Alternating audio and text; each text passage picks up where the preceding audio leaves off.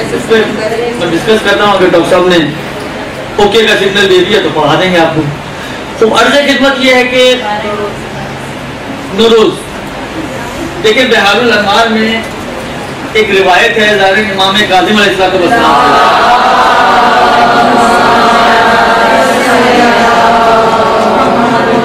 اور شاید ایک بار چھٹے امام سے بھی ہے. خلاصہ ایک دو روایتوں میں کچھ چیزیں بیان کی گئی ہیں. ایک آدھ روایت کا مفہوم یہ ہے کہ یہ کوئی اسلامی تہوار نہیں ہے. ایک آدھ روایت کا مفہوم یہ ہے, بعض روایتوں میں البتہ اس قسم کی بھی چیزیں ملتی ہیں کہ نوروز کا دن وہ دن تھا کہ جتنے بھی آپ کے بڑے بڑے تاریخ کے واقعات ہیں وہ اتفاقاً نوروز والے دن وقوع پذیر ہوئے ہیں. مثلا حضرت نوح کی کشتی جب کوہ جودی پہ مستقر ہوئی تھی تو وہ نوروز کا دن تھا. مثلا امیر المومنین کی ولایت کا اعلان جو 18 ذی الحج کو ہوا تھا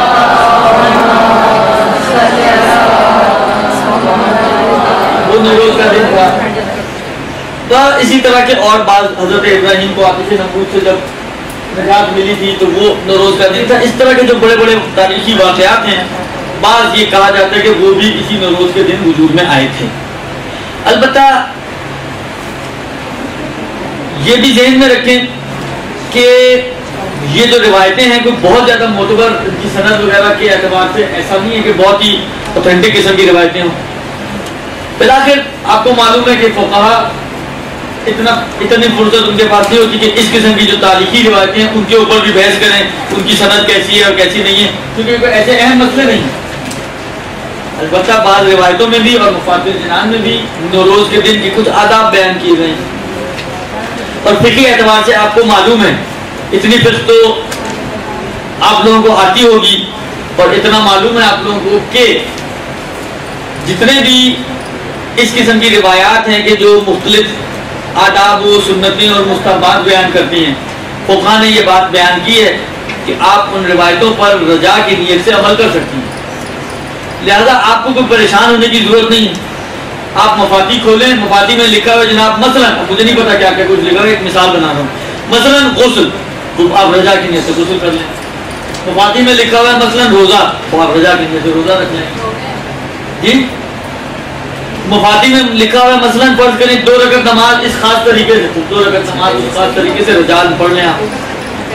مفاتی میں مثلا فرض کریں لکھے ہوئے چند سورے پڑھیں, آپ وہ سورے رجا کی نیت سے پڑھ لیں. کوئی حرج نہیں ہے, کوئی گناہ نہیں ہوگا آپ کو. بلکہ بعض روایتوں کے مطابق اچھا یہ وہ روایتیں ہیں کہ جن کو فقہا نے یعنی قبول کیا ہے اور اس کے مطابق ایک قانون بنایا ہے بعض فقہا نے. ان روایتوں کا مفہوم یہ کہ اگر آپ تک یہ پیغمبر کی روایتیں ہیں بعض کہ اگر آپ تک میرے یا اہل بیت میری اہل بیت کے حوالے سے کوئی حدیث پہنچے جس میں کسی عمل پر اجر و ثواب کا وعدہ کیا گیا ہے. مثلا فرض کریں آپ تک ایک حدیث پہنچی جس میں یہ لکھا ہوا ہے کہ اگر کوئی شخص مثلا نماز سے پہلے داڑھی میں کنگھی کرتا ہے تو اس کے جو ہیں مثلا فرض کریں گناہ معاف ہو جائیں گے, یا اس کو مثلا جنت میں 5 حوریں ملیں گی, یا مثلا کچھ بھی. اب داڑھی تو مردوں کی ہوتی ہے عورتوں کی نہیں ہوتی, اس لیے انہوں نے حوروں کا تذکرہ کیا. درست اس قسم کی کوئی بھی چیز لکھی ہوئی ہے اس میں آپ تک ایسی کوئی روایت پہنچی یعنی ہم تک, اور ہم صرف روایت کا جملہ یہ ہے کہ اگر اس طرح کی کوئی روایت آئے آپ تک جس میں ہمارے نام سے کوئی کسی فعل پر کسی عمل پر اجر و ثواب کا وعدہ کیا گیا ہے تو آپ اگر اسی اجر و ثواب کو حاصل کرنے کے لیے اس روایت پر عمل کریں تو پروردگار عالم اپنے فضل و کرم سے وہ اجر و ثواب آپ کو عطا کرے گا, چاہے وہ ہم نے نہ بھی کہی ہو. عجیب جملہ یہ ہے روایت, چاہے وہ ہمارا قول نہ بھی ہو, جھوٹی روایت ہو, لیکن آپ کی غرض اور آپ کی نیت فقط اور فقط یہ اجر و ثواب جو اس روایت میں آیا ہے اس کو حاصل کرنا ہو تو پروردگار عالم وہ اجر و ثواب آپ کو عطا کرے گا. وَلَوْ لَمْ نَقُلْ ہو, چاہے ہم نے وہ نہ بھی کہی ہو. اس سے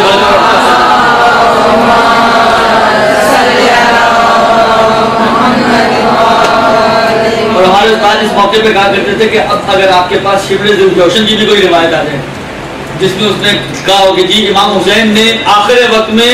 کہا کہ اگر کوئی پانی پی کر میرے دشمنوں پہ لعنت کرے گا تو اس کے مطلب فرض کریں جنت میں 2 محل ملیں گے مثلا،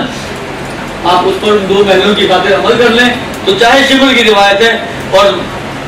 بہت زیادہ امکان یہ ہے کہ شاید جھوٹی بھی ہو پھر بھی آپ کو مل جائے گا ثواب۔ یہ اصل اس نے آپ کے لیے پورے مفاتی کا دروازہ کھول دیا۔ مفاتی کون سی روایت صحیح ہے، کون سی قابل قبول ہے، کون سی قابل قبول نہیں، ہمیں نہیں معلوم۔ اور اگر آپ آگر سیستانی سے بھی پوچھیں گے تو کہیں گے مجھے نہیں معلوم۔ ہاں جو واجبات و محرمات والی روایتیں ان کا پوچھ کر میں بتا سکتا ہوں کہ جس پہ میں نے کام کیا ہوا۔ اب مسئلہ یہ ہے کہ یہ روایتیں آیا مثلا مختلف موارد پہ غسل دیے ہیں مفاتی میں،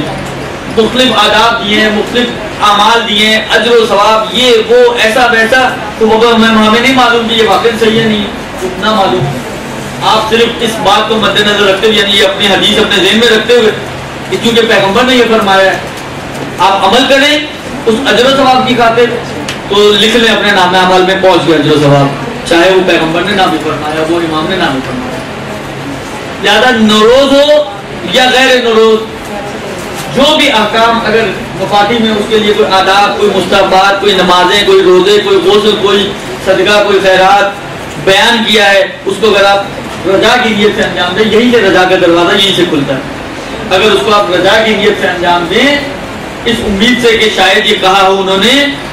ائمہ نے، تو آپ کو اس کا اجر و ثواب انشاءاللہ مل جائے گا، چاہے انہوں نے نہ بھی کہا ہو، آپ کا میٹر آن ہو جائے گا۔ زیادہ نوروز کے جتنے بھی احکام ہیں یا غیر نوروز کے ایسے موارد میں مثلا دعو العرض، اس کا کتنا اجر و ثواب روزے کا دیا ہوا وہاں پر، تو آپ صرف اسی اجر و ثواب کی خاطر وہ روزہ رکھیں تو آپ کو اجر و ثواب مل جائے گا۔ اور دوسرے موارد ہیں، لہذا یہ سارے مسائل جتنے بھی ہیں وہ بلکہ آپ کی خدمت میں عرض کروں، آغا خوئی، آغا تبریزی، آغا سیستانی، آغا وحید، آغا روحانی، امام خمینی کا مجھے یاد نہیں کہ ان کی میں تحریر میں ہے یا نہیں، لیکن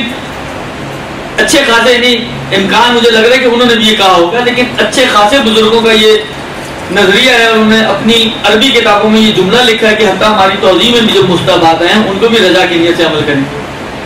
اور اس کی وجہ یہ ہے کہ ان کو ہم نے ان کی سندوں کو بہت زیادہ چیک نہیں کیا گیا، لہذا رضا کی نیت سے انجام دیں تو آپ کو آپ کا اجر و ثواب مل جائے گا۔ وہ والی تو اس میں دیکھیں اس میں بھی صرف اجر و ثواب کی نیت سے آپ پڑھ لیں تو صحیح ہے، اس میں آپ یہ کہیں کہ وہ آپ کی قضا پوری کر دے تو وہ پوری نہیں کرتی، وہ تو طے شدہ ہے، لیکن آپ یہ سمجھیں کہ پوری زندگی کی قضا نمازوں کا گناہ معاف ہو جائے گا، تو یہ ہو سکتا ہے ممکن ہے۔ آپ یہ سمجھیں کہ پوری زندگی کی مطلب فرض کریں اگر کوئی شخص اپنی زندگی کی قضا نمازوں کو انجام دے تو جو اجر و ثواب اس کو ملنا تھا وہ اجر و ثواب مل جائے گا، تو شاید یہ ہو سکتا ہے، لیکن وہ آپ کی قضا شدہ نمازوں کی کمپنسیشن کرتے وہ نہیں ہوگا، وہ روایت اس اعتبار سے قابل قبول نہیں ہے۔ خب یہ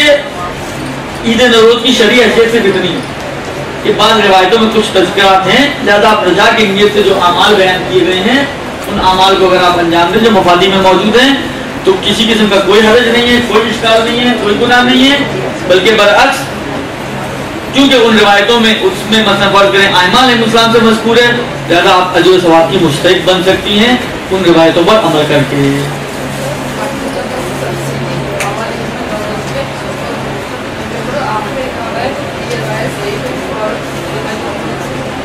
میں نے کہا نا شفٹ کی بھی ہو تو آپ روایت پہ عمل کر سکتی ہیں، آپ کو پتہ ہے ضعیف روایت ہے تب بھی آپ عمل کر سکتی ہیں اسی قول کی بنا پر۔ پیغمبر کہتے ہیں کہ آپ نے نہ بھی کہی ہو تو بھی آپ کو اجر و ثواب ملے گا۔ ضعیف ہونے کا مطلب جعلی نہیں ہوتا، ضعیف ہونے کا مطلب یہ ہے کہ سند ثابت نہیں ہو سکی ہمارے لیے، تو ممکن ہے باتیں میں کہا اور ہم تک نہ پہنچ سکی ہو، یہ تو ہوتا ہے انسان، لہٰذا اگر یہ لکھا ہوا ہے ضعیف ہے اس کے باوجود آپ اس پر عمل کر سکتی ہیں۔ رجاء صلی اللہ علیہ وسلم۔